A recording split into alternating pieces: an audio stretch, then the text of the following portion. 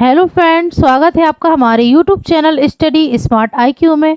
और मैं हूं सबा परवीन और आज हम फिर पढ़ने जा रहे हैं आरआरबी एनटीपीसी 2025 के लिए जीके जीएस की क्लास, जिसमें हम डिस्कस कर रहे हैं प्रीवियस ईयर क्वेश्चन। और ये हमारी क्लास 100 है। ठीक है, ये हमारी क्लास 100 है। इससे पहले हम 99 क्लासेसें कर चुके हैं। सो आई होप आपको ये वीडियो पसंद आती हो। और ऐसी ही वीडियो देखने के लिए हमारे चैनल को लाइक करें, शेयर करें और सब्सक्राइब करना ना भूलें। तो चलिए स्टार्ट करते हैं आज की क्लास। फर्स्ट है, भारत में विधवा पुनर्विवाह अधिनियम किसने पारित किया था? तो भारत में विधवा पुनर्विवाह अधिनियम यह किसने पारित किया था? सबसे पहले हम बात करें विधवा पुनर्विवाह अधिनियम, तो इसका मसौदा किसने तैयार किया था? तो इसका मसौदा तैयार किया था लॉर्ड डलहौजी ने। ठीक है, डलहौजी ने इसका मसौदा तैयार किया था। और इसे पारित किसने किया था? तो ये किया था लॉर्ड कैनिंग ने। ठीक है, राइट आंसर है ऑप्शन ए, लॉर्ड कैनिंग ने विधवा पुनर्विवाह अधिनियम पारित किया था। कब? 1856 में। ठीक है, 1856 में। और विधवा पुनर्विवाह अधिनियम के लिए ईश्वर चंद्र विद्यासागर ने भी महत्वपूर्ण भूमिका निभाई। ठीक है ना, ईश्वर चंद्र विद्यासागर ने भी विधवा पुनर्विवाह अधिनियम के लिए बहुत महत्वपूर्ण भूमिका निभाई थी। ठीक है, बात करें लॉर्ड कैनिंग, तो लॉर्ड कैनिंग यह भारत के अंतिम गवर्नर जनरल, ठीक है, भारत का अंतिम गवर्नर जनरल और पहला वायसराय था। ठीक है, भारत का अंतिम गवर्नर जनरल और पहला वायसराय था। ठीक है ना, लॉर्ड कैनिंग। लॉर्ड कैनिंग इसने विधवा पुनर्विवाह अधिनियम को पारित किया। ठीक है, और इसने हड़प नीति को रद्द किया था। हड़प नीति को रद्द किया था। ठीक है, हड़प नीति को रद्द किया था किसने? लॉर्ड कैनिंग ने। और इसने भारत में आयकर की शुरुआत की थी। ठीक है, आयकर की शुरुआत किसने की थी? लॉर्ड कैनिंग ने। ओके, फिर बात करें लॉर्ड लिटन, तो लॉर्ड लिटन यह यह भारत के वायसराय, ठीक है ना, भारत के वायसराय थे। ठीक है ना, लॉर्ड लिटन ये भारत के वायसराय थे और इन्हें कुर वायसराय कहा जाता था। ठीक है ना, कुर वायसराय माना जाता है लॉर्ड लिटन को। इन्होंने वर्नाक्यूलर प्रेस एक्ट लाया था। ठीक है ना, वर्नाक्यूलर प्रेस एक्ट लाया था कौन? लॉर्ड लिटन। ठीक है, फिर बात करें लॉर्ड वेलेस्ली, तो लॉर्ड वेलेस्ली यह बंगाल के गवर्नर जनरल थे। ठीक है ना, बंगाल के गवर्नर जनरल थे लॉर्ड वेलेस्ली। और इन्होंने अपने आप को बंगाल का शेर कहा था। ठीक है ना, बंगाल का शेर कहा था इन्होंने अपने लिए, लॉर्ड वेलेस्ली ने। ओके, फिर बात करें लॉर्ड माउंटबेटन, तो लॉर्ड माउंटबेटन ये भारत के अंतिम वायसराय और स्वतंत्र भारत के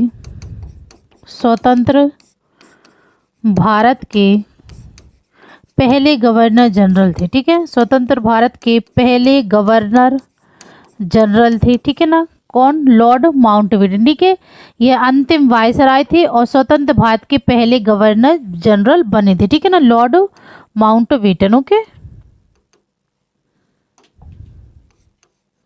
चलिए नेक्स्ट है, सुभाष चंद्र बोस ने आज़ाद हिंद सरकार कहाँ बनाई? तो सुभाष चंद्र बोस ने आज़ाद हिंद सरकार कहाँ बनाई? तो आज़ाद हिंद सरकार को आज़ाद हिंद फौज के नाम से भी जाना जाता है। ठीक है, आज़ाद हिंद फौज भी से कहा जाता है। और ये सुभाष चंद्र बोस ने कहाँ बनाई थी? तो यह बनाई थी सिंगापुर में। ठीक है, राइट आंसर है option B, Singapore. Subhash Chandra Bose की बात करें तो सुभाष चंद्र बोस, इन्हें नेताजी के नाम से जाना जाता है। ठीक है, नेताजी के नाम से जाना जाता है। और इन्होंने आज़ाद हिंद फौज का पुनः गठन किया था सुभाष चंद्र बोस ने।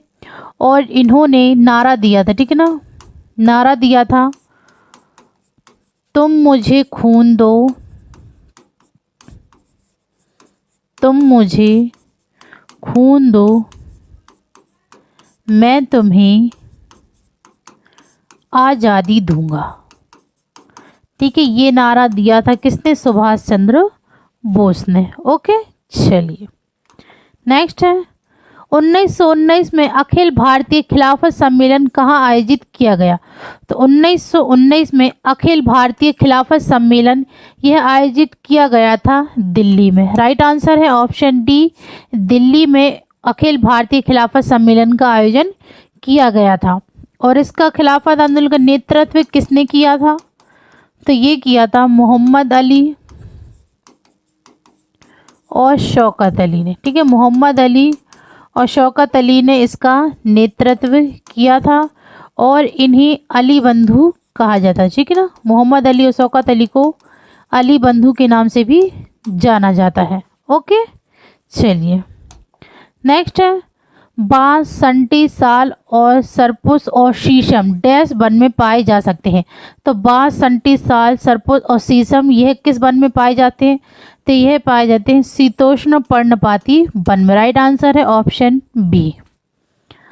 नेक्स्ट है कौशल, अंग, काशी और बज्जी सभी थे। तो कौशल, अंग, काशी और बज्जी ये सभी थे 16 महाजनपदों के भाग। राइट आंसर है ऑप्शन बी, 16 महाजनपदों के भाग थे कौशल, अंग, काशी और बज्जी। ओके, नेक्स्ट है निम्नलिखित में से कौन सा वायु प्रदूषक कालिख के नाम से जाना जाता है? तो इनमें से कौन सा वायु प्रदूषक है जो कालिख के नाम से जाना जाता है? तो ये है विशिष्ट कणमय पदार्थ। राइट आंसर है ऑप्शन डी, विशिष्ट कणमय पदार्थ। नेक्स्ट है शलाका और शंकु कोशिकाएं कहाँ पाई जाती हैं? रूट्स और कौन ये कोशिकाएं कहाँ पाई जाती हैं? तो ये पाई जाती हैं आँखों में। राइट आंसर है ऑप्शन डी, आँखों। नेक्स्ट है दो हड्डियों के बीच गतिशील जोड़ पर पाए जाने वाले स्नेहक द्रव्य को क्या कहते हैं? तो दो हड्डियों के बीच गतिशील जोड़ पर पाए जाने वाले स्नेहक द्रव्य को क्या कहते हैं? तो इसे कहते हैं साइनोवियल फ्लूइड। राइट आंसर है ऑप्शन बी, साइनोवियल फ्लूइड कहा जाता है। ओके, नेक्स्ट है दिसंबर 2020 तक निम्नलिखित में से किस राज्य में सबसे बड़ी स्थापित पवन ऊर्जा क्षमता है? तो दिसंबर 2020 तक किस राज्य में सबसे बड़ी स्थापित पवन ऊर्जा क्षमता है? तो ये है तमिलनाडु में। Right answer option C, Tamil Nadu. Next है भारत में वायु अधिनियम कब लागू किया गया? तो भारत में वायु प्रदूषण निवारण और नियंत्रण अधिनियम ये कब लागू किया गया? तो ये लागू किया गया था 1981 में। राइट आंसर है ऑप्शन डी, 1981। नेक्स्ट है स्पैम एक डैश है। तो स्पैम एक अवांछित ईमेल है। राइट आंसर है ऑप्शन सी, अवांछित ईमेल। नेक्स्ट है राष्ट्रीय राजमार्ग विकास परियोजना के अंतर्गत पूर्व पश्चिम गलियारा कहाँ से कहाँ तक है? तो राष्ट्रीय राजमार्ग विकास परियोजना के अंतर्गत पूर्व पश्चिम गलियारा ये कहाँ से कहाँ तक है? तो ये है सिलचर से पोरबंदर। राइट आंसर है ऑप्शन ए, सिलचर से पोरबंदर ठीक है तक पूर्व पश्चिम गलियारा है। ओके, नेक्स्ट है 8 अप्रैल 1929 को केंद्रीय विधानसभा में बम किसने फेंका? तो 8 अप्रैल 1929 को केंद्रीय विधानसभा में बम किसने फेंका? तो यह फेंका था बटुकेश्वर दत्त और भगत सिंह ने। राइट आंसर है ऑप्शन ए, बटुकेश्वर दत्त और भगत सिंह। नेक्स्ट है निम्नलिखित में से किस जंतु का हृदय 3 कक्षीय होता है? तो इनमें से किस जंतु का हृदय 3 कक्षीय होता है? तो ये होता है सैलामेंडर। राइट आंसर है ऑप्शन बी, सैलामेंडर। नेक्स्ट है अंत्योदय अन्न योजना के तहत चावल रुपए में उपलब्ध कराया जाता है। तो अंत्योदय और अन्न योजना के तहत चावल रुपए में उपलब्ध कराया जाता है। तो यह कराया जाता है 3 रुपये प्रति किलो। ठीक है, ₹3 प्रति किलो में उपलब्ध कराया जाता है। ओके, नेक्स्ट है पटना कलम एक डैश है। तो पटना कलम यह एक चित्रकला की शैली है। राइट आंसर है ऑप्शन डी, चित्रकला की शैली है पटना कलम। ओके, नेक्स्ट है 2019 में किस देश के राष्ट्रपति ने समुद्रों की सुरक्षा के लिए मजबूत कार्रवाई करने का आह्वान करने के लिए पानी के भीतर भाषण दिया था? तो किस देश के राष्ट्रपति ने समुद्रों की सुरक्षा के लिए मजबूत कार्रवाई करने का आह्वान करने के लिए पानी के भीतर भाषण दिया था? तो यह दिया था सेशेल्स ने। राइट आंसर है ऑप्शन डी, सेशेल्स देश के राष्ट्रपति ने। ओके, नेक्स्ट है CRY एक ऐसा संगठन है जो किसके लिए काम करता है? तो CRY एक ऐसा संगठन है जो कि बाल अधिकारियों की सुरक्षा के लिए काम करता है। राइट आंसर है ऑप्शन सी, CRY एक ऐसा संगठन है जो कि बाल अधिकारों की सुरक्षा के लिए काम करता है। ओके, नेक्स्ट है कंप्यूटर शब्दावली में ALU का क्या अर्थ है? तो कंप्यूटर शब्दावली में ALU का अर्थ है arithmetic logic unit. Right answer option C, arithmetic logic unit. Next है भारत का सबसे ऊंचा झरना जोग जलप्रपात किस नाम से जाना जाता है?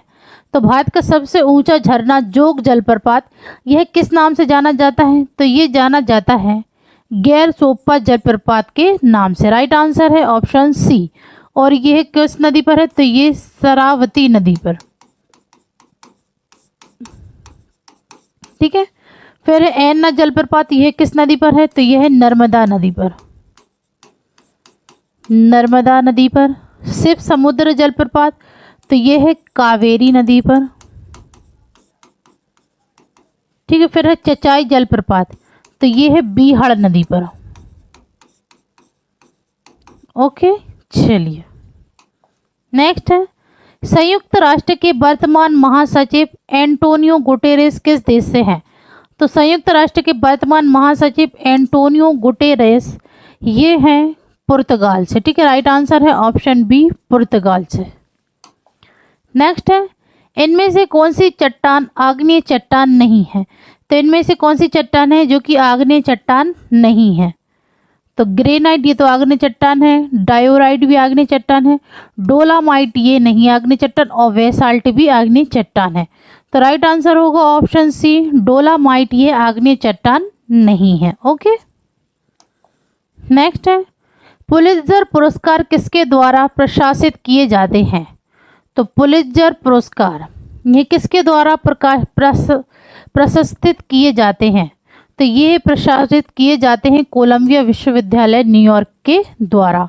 राइट आंसर है ऑप्शन डी, कोलंबिया विश्वविद्यालय न्यूयॉर्क के द्वारा पुलित्जर पुरस्कार प्रशासित किए जाते हैं। ओके, नेक्स्ट है 17वें लोकसभा आम चुनाव में भारतीय जनता पार्टी ने कितनी सीटें जीती? तो 17वें लोकसभा आम चुनाव में भारतीय जनता पार्टी यानी कि बीजेपी ने कितनी सीटें जीती? तो यह जीती थी 303 सीटें जीती थी बीजेपी ने। ओके, नेक्स्ट है कंप्यूटर के सभी कार्यों का समन्वय सीपीयू का कौन सा भाग करता है? तो कंप्यूटर के सभी कार्यों का समन्वय सीपीयू का कौन सा भाग करता है? तो यह करता है नियंत्रण इकाई। राइट आंसर है ऑप्शन डी। नेक्स्ट है भारत का सबसे बड़ा भौगोलिक विभाग कौन सा है? तो भारत का सबसे बड़ा भौगोलिक विभाग कौन सा है? तो ये है प्रायद्वीपीय पठार। राइट आंसर है ऑप्शन सी। नेक्स्ट है जीएसटी एक डैश है।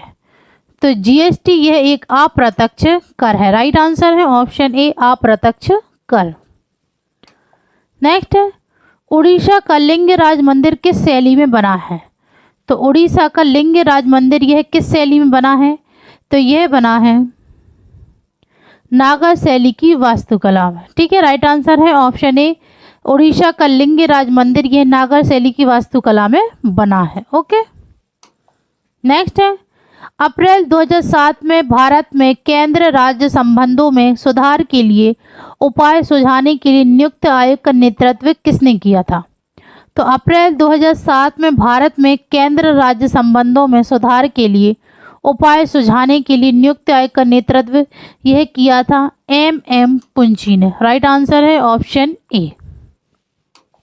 नेक्स्ट है, निम्नलिखित में से कौन सा ग्रह स्थलीय ग्रह नहीं है? तो इनमें से कौन सा ग्रह है जो कि स्थलीय ग्रह नहीं है? तो ये है यूरेनस, यह स्थलीय ग्रह नहीं है। बाकी पृथ्वी, शुक्र और मंगल ये स्थलीय ग्रह है। ओके, तो ये थी आज की हमारी वीडियो आरआरबी एनटीपीसी 2025 की जीके जीएस की क्लास। आई होप आपको वीडियो पसंद आई हो, और ऐसे ही वीडियो देखने के लिए हमारे चैनल को लाइक करें, शेयर करें, सब्सक्राइब करें। Thank you.